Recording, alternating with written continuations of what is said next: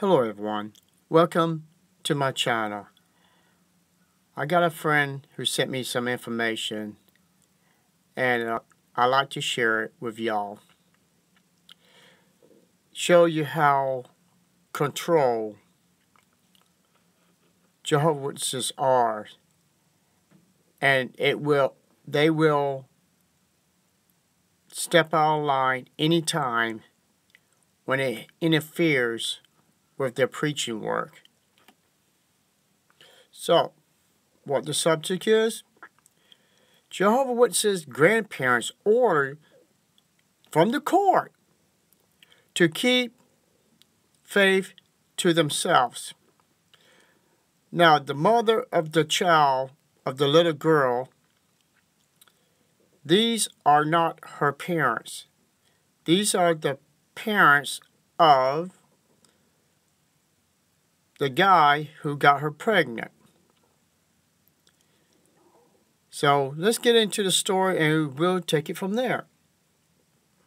Pair of devout Jehovah's Witnesses have been ordered by a BC provincial court judge not to talk about religion in front of their 4-year-old granddaughter. The couple lost their bid for unsupervised access to the girl because they insisted on taking her to worship at their faith's Kingdom Hall despite the repeated objections of the child's mother. The girl is identified only as AW and the grandparents as AR and BR in Judge Edna Ritchie's 12-page decision, and for now, they're on a short leash. There are many people with strongly held religious views that do not discuss those views in front of others, and specifically not in front of children, Ritchie wrote. Unless AR and BR can satisfy the court that they can comply with the mother's wishes, Ritchie said, their time with AW must be supervised and limited. Religious rights versus parental responsibility. The case pits the Family Law Act against the Charter of Rights and Freedoms. The Family Law Act states that only a guardian has parental responsibilities, including decisions about religious upbringing, and the mother,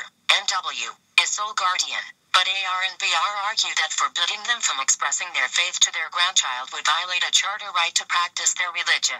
The Supreme Court of Canada ruled a custodial parent can't limit another parent's ability to discuss religion unless the child's best interests are threatened. The grandparents want AW to experience their religion, while MW insists her daughter can decide when she is older whether or not to participate in any religious practices. The battle is the culmination of a saga that began when the child's biological dad, LR, told his parents he had fathered a child 3 weeks after AW was born. LR was disfellowshipped from the Jehovah's Witness faith, a type of religious excommunication.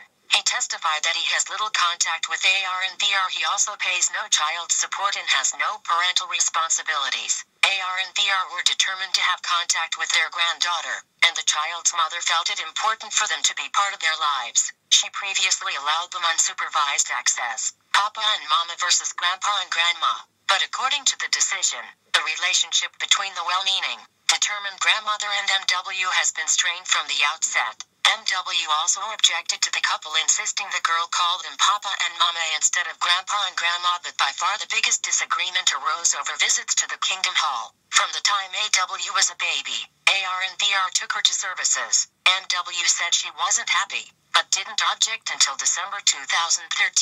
She switched the timing of their visits, but then learned from her daughter the grandparents had taken AW to services the following spring.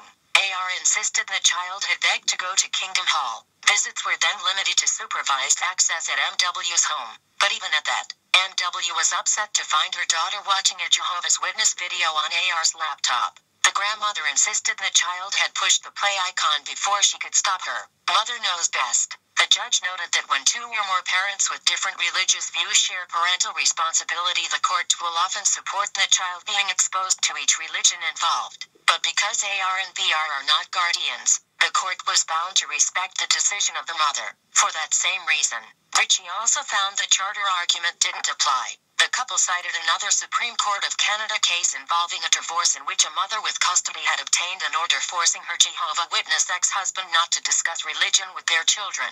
In that case, the top court ruled a custodial parent does not have a right to limit the other parent's ability to discuss religion unless the child's best interests were threatened. In this case, Ritchie found it wasn't fair to place AW in a holy war between her mother and grandparents. I am concerned that the applicants demonstrated inability to respect and comply with MW's decisions on religion will continue to cause conflict. She wrote, "It is not in AW's best interests to be exposed to that conflict. Read the ruling."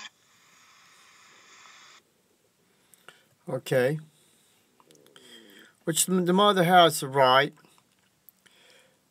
I mean, they was taking her daughter from a young age up to almost 4 years old to go out in service, to go to the meetings, all that. And the mother has the right to determine when the young girl is old enough that she can make her own decisions of religious practice when she gets older. Sad part about this is this part right here. Papa and Mama versus Grandpa and Grandma. The grandparents wanted their granddaughter to call them Mama and Papa. Now, to me, this is wrong. Unless these grandparents wanted to figure a way to take their granddaughter away from the mother, making the daughter to be brainwashed, thinking that's her true mother and her true father, which they are the grandparents. But here's the thing, people. The mother and the woman, the mother of this young 4-year-old girl, were disfellowship because they had sex and they got disfellowship, excommunicated. I mean, nobody would speak to them. They were shunned.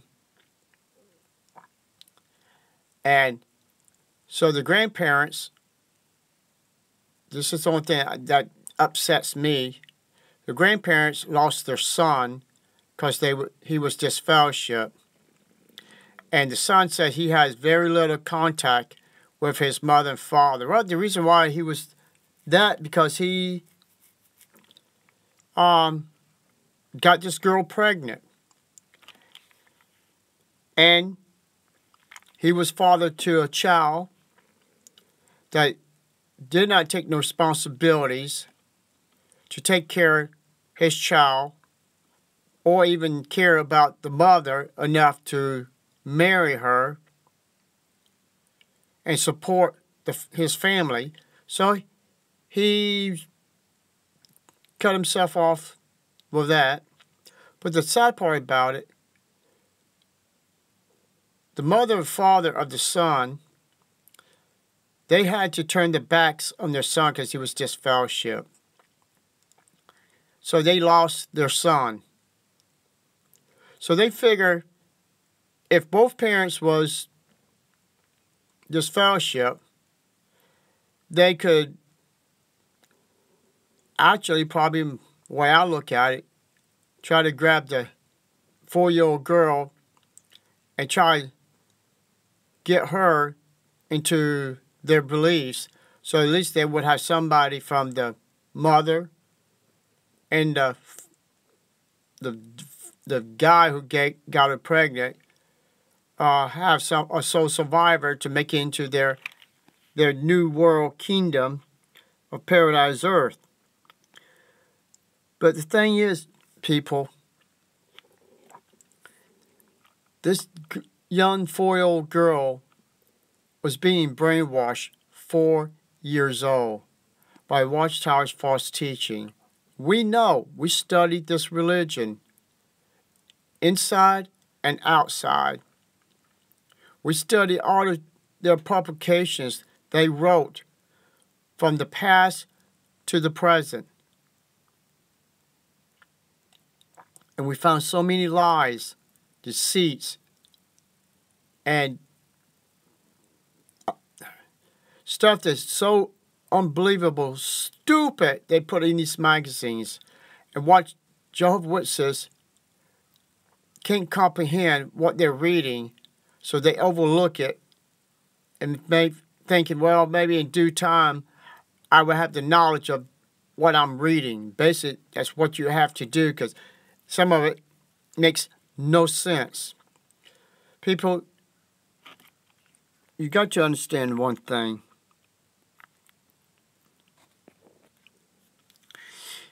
If you want to understand the Bible, you don't need books that claiming to know the Bible.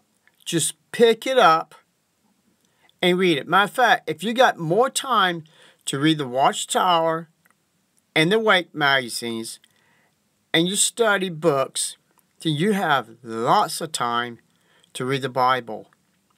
And if you do that, you'll find out, just like we did, the Bible by itself will destroy Watchtower's teaching.